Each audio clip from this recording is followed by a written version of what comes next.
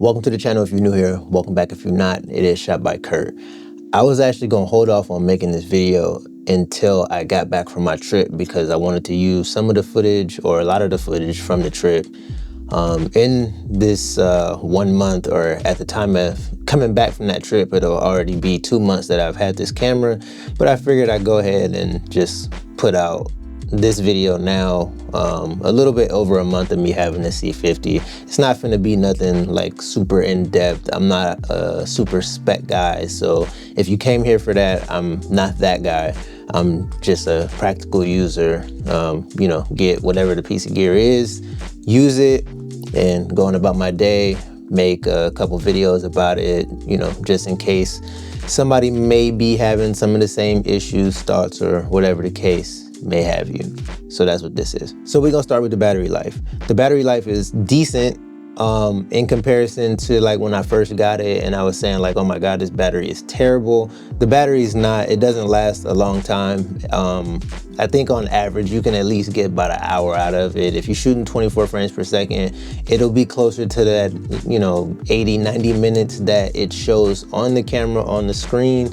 But if you're shooting 4K 60 or you're shooting the 7K or whatever the case, you're probably gonna get an hour, maybe a little bit less, depending on exactly what you're doing. It varies. It's gonna vary. The time frame is gonna vary. In my case, using it for production, a lot of the times I know that I'm gonna rig it out, so I use it on a V mount. Now, one of the most, I'd say, vital things that I've learned is I'm personally not gonna run the monitor and the camera off of the V mount. I'm gonna just run the camera off the V mount and then give the monitor its own battery.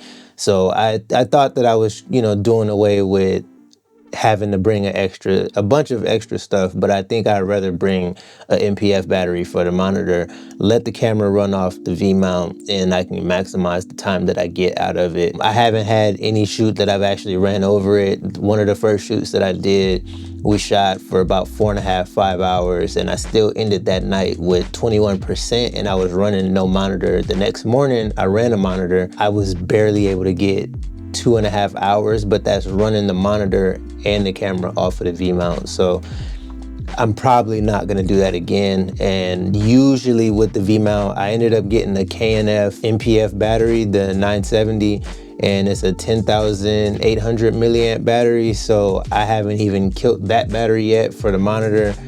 I'm gonna buy a second one, and I think the second one I might get either I'm gonna get another KNF or I may get the small rig, but the KNF was cheaper. I'll put a link in the description to both of them. I think I may end up going with the KNF just because, you know, price-wise it's cheaper. It's held up quality-wise, but over time, only time will tell if, you know, the battery degradation will be bad on it or if it won't. So the last thing on battery life is I have 4 original batteries that I will be using outside of production, because I did buy this camera to do production, but then also just, you know, do my own personal content and stuff like that, where I want more crispy shots. Like a lot of the times I do take the pocket because, you know, it's inconspicuous and I don't have to worry about it causing a scene and people thinking that, you know, I'm filming a Netflix movie or, you know, something of the sort. But when I don't have the top handle on this camera, it kind of blends in as a regular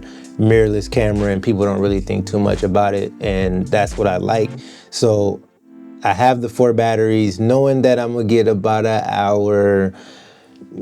Yeah, majority of the time when I'm shooting my stuff, I'm shooting 24 frames per second. So I'm gonna get a little bit more than an hour, but I have 4 batteries that I can, you know, use and cycle through, especially for this trip that I'm about to take. I'm not taking no V mounts. I'm not rigging it out. I'm not doing none of that. I'm trying to blend in with everybody else and not cause a scene. So, but I want my C50 there to capture that footage because it's my first time going to this place, and you guys will see about that when I get back. I don't really want to talk about it right now. Open gate. This one's gonna be super short and simple. It's cool to have, but it's not necessary. I think it's more so dependent on the type of workflow that you have and what you plan on buying the camera for. If you shoot with anamorphics and things like that, then it might be appealing to you, but there also could be other options. So I'm not here to tell you that you need to buy the C50 for open gate and it's gonna be a life-changing thing. It's not. I use it sometimes, but majority of the time for like reframing and stuff like that, I just shoot the crop mode, which we'll talk about later on. I just shoot the crop mode, and you know, I'm good with that. But sometimes I do end up using the open gate mode just because, like, more so for an aesthetic sort of look than it is like I just really need open gate. I don't. IBIS, or the lack thereof it. Me personally, I came from a C70, so this does not bother me in the least bit. But what I will say is this body is not anywhere near as big as the C70, so there's a lot more micro jitters that can jump into the footage when you're shooting handheld, and I'm a big advocate of handheld. I love shooting handheld footage. This is also another reason why I rigged the camera out, to add more weight and to balance out a lot of those micro jitters. I also shoot with the 24-70 RF, which is also stabilized. So if you're not shooting with a stabilized lens, you have to be a lot more intentional with your shots, whether you are shooting with a stabilized lens or you're not. Shooting handheld, you know, it's techniques where you keep your 3 points of contact and you ninja walk and all of these things. Even without a stabilized lens, you got to be intentional with your shots. You should be intentional with your shots anyway. But if you're in the case of a run and gun situation, intentionality almost kind of goes out the window depending on what it is that you're capturing. If it's something that's happening really fast, stabilization definitely helps you out to keep the shot not looking crazy or not looking super jittery. I don't feel like the lack of IBIS was a make or break for me in buying the camera, obviously, because one, I bought it, and two, I kept it. Again, I came from a C70, and the C70 didn't have IBIS, and I was absolutely fine with that. Custom buttons. It's a cinema camera, so it has a bunch of custom buttons. It has 14 to be specific. Personally speaking, I probably only use like 4 of them, but they're good to have for people that need to adjust and touch a bunch of different things. I have my 2 dials set to ISO and aperture, which they're super easy to get to.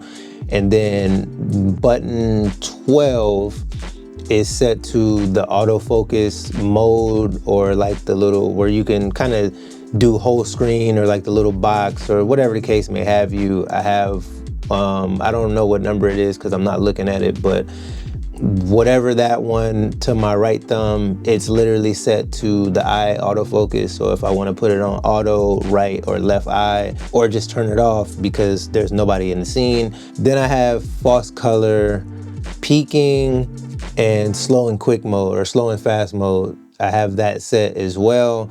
But I noticed that when I cut the camera off, it usually resets back to 24 frames. So I think I'm gonna end up switching that button to something else. It's not as useful as I thought it would have been initially. Now, one of my favorite features of this camera since I've had it has been the crop mode. You literally shoot my 16:9s and my vertical shots literally all in one and not even have to think about it. There's a box on screen that whatever I want to shoot for vertical is in the middle, and then the 16:9 just kind of works itself out with whatever else is in the frame. I do try to be mindful of the fact that focusing so hard about that box in the middle, it can give a bunch of dead space to whatever else that you're trying to shoot in the 16:9. But for the most part, me framing for this box in the middle, my 16:9 still turns out the way that I normally would have shot it, you know, trying to put foreground or this, that, or whatever the case may have you. And being that they live on 2 separate memory cards, that has been great, because when I want to jump right into the 9x16, I can just pull the SD card, dump that, it's already framed. All I have to do is just chop it together. I don't have to do any reframing or anything. Granted, that has to mean that I framed everything good in the first place for the 9x16, but the 16:9, it just works itself out. Like it's dope. I don't know, but that's been one of my favorite features since I've had this camera, and I use it way more than what I could have ever thought. Like damn near everything I shoot at this point, I use the second card feature for the crop. So the autofocus. In my impressions video, I was having issues with the autofocus, more so user error than anything. And for the most part, that still stands. Like, we've gotten better, we've gotten more acquainted with each other, but it still has its moments where it's AI or it's an auto thing or whatever, and it kind of does what it wants to do at times. But I'd say I could rely on it. If I really, really needed to, I could rely on it. Still, 90% of the time, I'm gonna shoot manual focus for my, my main work or whatever. But in that 10% that I actually would need autofocus, where things are just moving really fast and I need to lock on to something or somebody or whatever, I can, rack the focus real quick with the autofocus, switch to manual and leave it there. Or I can, touch the screen, lock on to somebody, and it'll stay as long as I have it, set right. So usually I try to keep it around like 5 for the autofocus, just so it doesn't get too antsy in terms of like jumping around and capturing different things. In some cases, I'll even go down to 3 just to make sure that it keeps the initial person or subject that I want in focus no matter what else is going on. And then I think the priority of switching subjects, I keep on 1 because the initial thing that I want to focus on, I try to make sure that I keep that in focus. So I keep that on 1, and the speed, I'll usually keep it around 5. It's a pretty good balance. But if it's something that I really need to stay on to, then I'll put it down to 3. So then it's not, like I said, not as antsy as to trying to pick up on something. So I feel like if you go above 5, 7, 8, 9, 10, yes, it does focus fast, but then it also gives it that permission, if you will, to jump around to a bunch of different things really fast, and it looks really jarring. So that's why I keep it 5 and below.